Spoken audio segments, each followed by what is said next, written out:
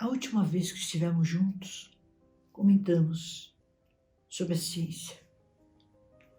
A ciência, ela não é fortuita. Ela surge das necessidades do homem. Necessidade de bem-estar, de enlevo, para o seu próprio progresso e para a adaptação do homem no mundo. Quando eu falo no mundo, eu falo do mundo natural, que é o mundo da matéria, da natureza. Mas existe um mundo que transcende, né? Que é um mundo, como nós dissemos, mais real. Né? Então, esse processo é um processo de desvelar. O homem caminha no mundo, a ele se ajusta, e esse ajustar-se é fazer ciência.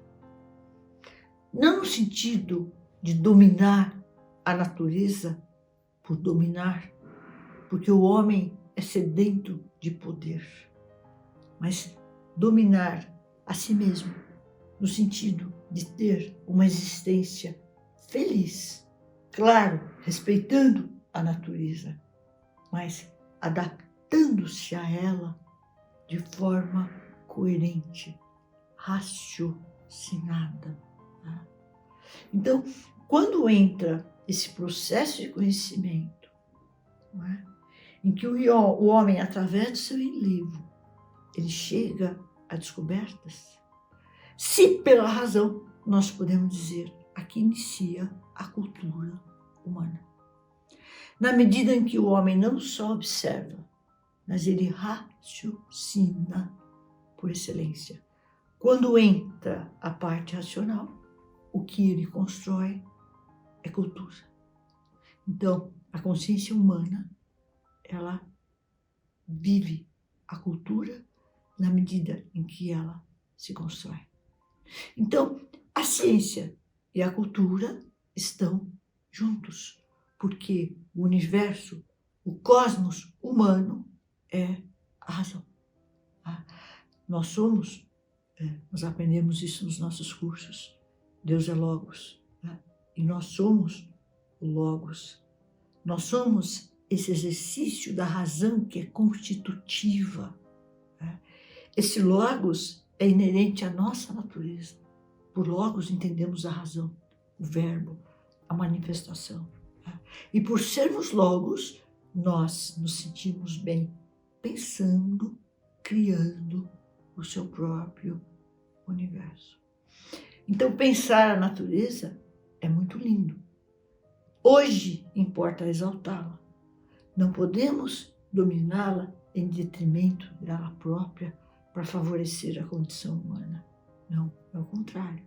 Saber dignificá-la para que possamos viver em paz com a consciência, colaborando com a criação para o bem maior. Esse é o lado ético, porque a ciência deve visar o bem. Vários objetos de conhecimento já tivemos, né, em nossa estadia terrena, né? Mas o objeto de conhecimento altaneiro é o sentimento moral que acompanha a ciência. Por isso, virtude e ciência devem caminhar juntos. A ciência não é um modo de explorar a natureza, é um modo de dignificá-la. Há de ser um modo de honrá-la, porque é o real que Deus criou. Um real que ainda não dominamos plenamente.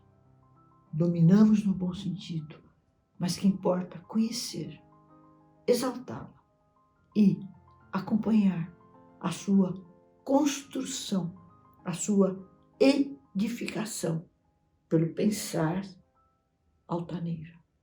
Então, a evolução se dá de forma dupla, porque a natureza também está sendo construída, ocorrem transformações, seres sempre novos. Né? Isso seria uma construção divina que merece ser alterada. E nessa busca de ajuste, o homem traslada, né? Ele passa cada vez mais a ser o que ele é, porque ele também é um ser natural, né? Então, é uma via de mão dupla. A ética, ela consiste em pensar para determinado fim. Não simplesmente pensar por pensar, mas visando determinado fim.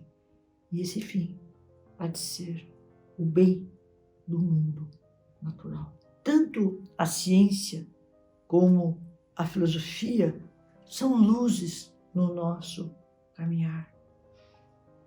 Por vezes, pensamos erroneamente, não por fraqueza, mas o vislumbre diante de algo que nos comove, que nos toca interiormente. Então, a ciência passa a ter um significado. Não é uma realidade simplesmente neutra, mas o conhecimento científico, ele há de estar comprometido com o sentimento moral. Então, vamos criar, vamos descobrir, para que o homem seja cada vez mais forte, para que ele possa dominar e dominar a si mesmo, enaltecendo as luzes do mundo natural. E além disso, hoje nós temos descobertas de um valor inestimável. O homem constrói o seu mundo a partir da ciência. Aqui que eu falo de cultura, porque o homem passa a construir o seu mundo. Tá? Então, uma coisa é o mundo natural, outra coisa é o mundo cultural.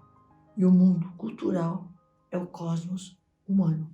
E esse cosmos humano está em meio à realidade natural. Na verdade, um complementa o outro.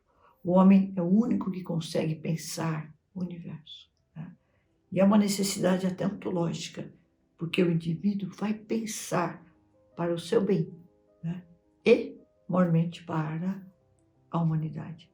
Então, eu vejo com muito bons olhos, o quanto a ciência tem poder nos nossos dias, mas que seja um poder vinculado ao sentimento moral, para que o homem não destrua, mas para que antes ele se confraternize, ele de certa forma se adapta e favorece com o seu saber a própria transformação natural através do cuidado com a natureza. Era isso que tínhamos para hoje.